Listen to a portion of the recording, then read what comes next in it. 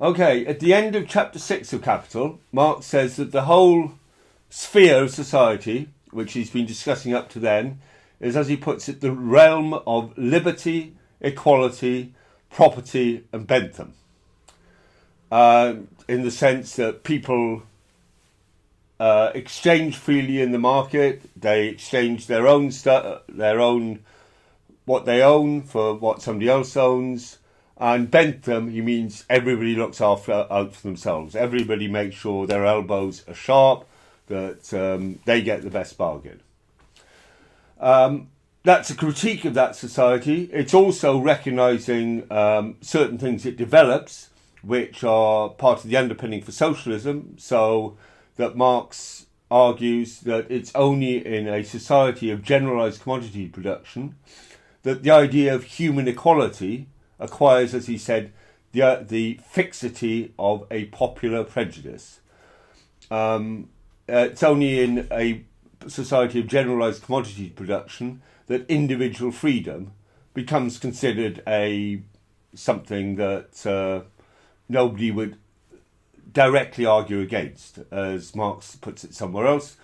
People today, the opponents of freedom don't say they're against freedom, they just argue about what sort of freedom.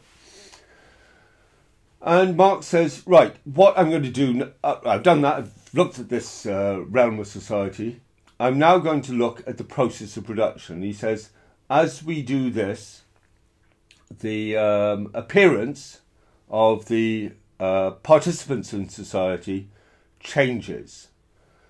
When we were just looking at the market exchange, the worker and the capitalist appeared as just two people making an exchange.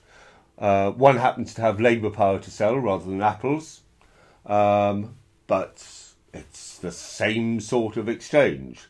The seller of apples may be cheated or may get a good price.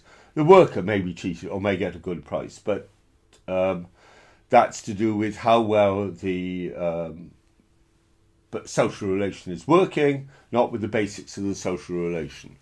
However, says Marx, let us follow these two participants into the factory or the office.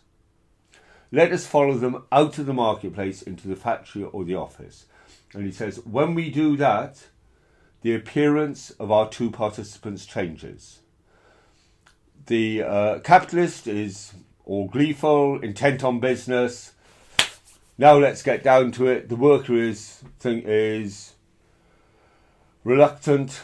What the worker knows is the worker has sold her or his labour power, her or his creative powers, energies for a week for the capitalist to do, to extract as much as they can from.